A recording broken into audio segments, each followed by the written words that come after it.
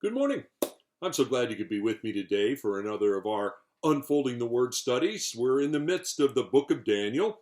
In the third chapter, I want to pick up our reading today in verse 24 of the third chapter. Then King Nebuchadnezzar was astonished, and he rose in haste, and he declared to his counselors, "Did we not cast 3 men and bound into the fire?" And they answered and said to the king, "True, O king." And he answered and said, "But I see 4 men unbound, walking in the midst of the fire, and they're not hurt. And the appearance of the 4th is like a son of the gods." Well, as you remember, the third chapter is about the episode with Nebuchadnezzar erecting this huge statue, really taking the dream of chapter 2, turning it into a reality in terms of the image. His face would have been obviously the face of the statue, 90 feet tall, sitting on top of some sort of pedestal as well. In a way, as we've talked about, it was to contest the dream. He accepted the interpretation of the dream of chapter 2, but not its inevitability. And so he was essentially telling God and others, I can influence the future. I don't have to allow what God's plan is. I can be greater than that. Well, he had erected it. He had commanded everybody to bow down and worship it when they heard the sound of the music. And if they didn't do that, they would be killed, thrown into the fire. Everyone under the threat of death, in fact, did bow down, all except for Shadrach, Meshach, and Abednego. And the Magi order, which were the intelligentsia, the think tanks, in jealousy, since Shadrach, Meshach, and Abednego, along with Daniel, had been elevated to leadership in their group, they came and accused Shadrach, Meshach, and Abednego of rebellion against this command of the king. The king, well, a bit suspicious of the Magi and their intentions, ordered that Shadrach, Meshach, and Abednego be brought before him, and he gave them another opportunity, didn't kill them right away, but another opportunity to bow down and worship. And of course, they refused. And in fury, he called for them to be bound, to be thrown into the furnace. We talked yesterday about how sometimes in the life circumstances we're in, things can seem to get worse before they get better. And I've also looked at the example of the Israelites in Egypt and how things at first got worse after Moses came under God's directive to deliver them. But eventually God's deliverance was seen.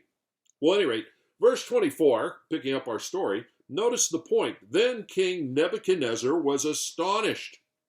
We saw how initially he had moved from rage to grace in dealing with Shadrach, Meshach, and Abednego, but in the face of Shadrach and Meshach and Abednego's refusal to bow and worship his image, he got back into fury again and ordered all of that unnecessary increase in the heat of the furnaces and the binding of them and so forth.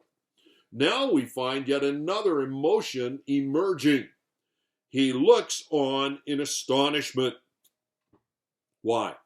Because he was watching to see Shadrach, Meshach, and Abednego turn into ashes, like a huge cremation. That was his intention. And as he's looking at it, instead of seeing the execution go forward and the 3 destroyed in the fire, instead, he saw Shadrach, Meshach, and Abednego still alive. More than that, it says here literally, he saw them unbound and walking around, essentially unbound and unhurt, walking around in the midst of this huge furnace whose heat had been elevated to such a degree that the soldiers who tried to execute them were killed by the heat and the flame of the furnace. There is this amazing miracle going on. He sees them walking. He sees them unbound. What is happening? What's going on in Nebuchadnezzar, we don't know exactly, but we can make some assumptions. Number one, it's clear to him that his efforts to punish Shadrach, Meshach, and Abednego, and to punish them, by the way, in a very public manner, they were all coming to naught. He was demonstrating his powerlessness, not his power, in this particular episode.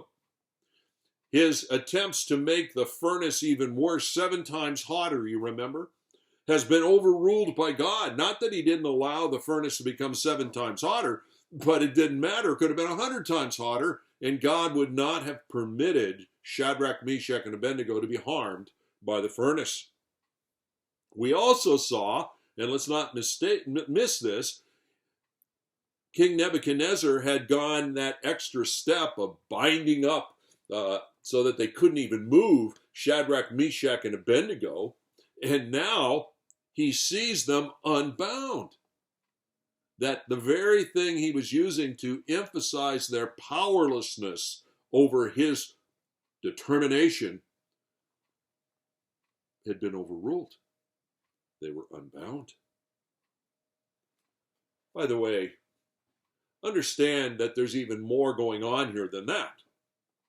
Just as his goals in the expression of his power and threat in Shadrach, Meshach, and Abednego's life was overruled by God, so in a bigger sense, his intentions in erecting the statue in the first place was overruled by God.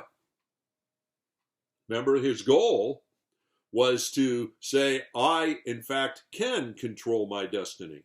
I can do things to ensure that my kingdom and my descendants will continue to rule on earth. And God said, no, you can't. I am the Lord of history. You're going to be followed up by the silver, followed up by the bronze, followed up by the iron, and so forth. And all of it eventually replaced by my kingdom. Nebuchadnezzar, as powerful as you are, and as gifted as you are not Lord of history.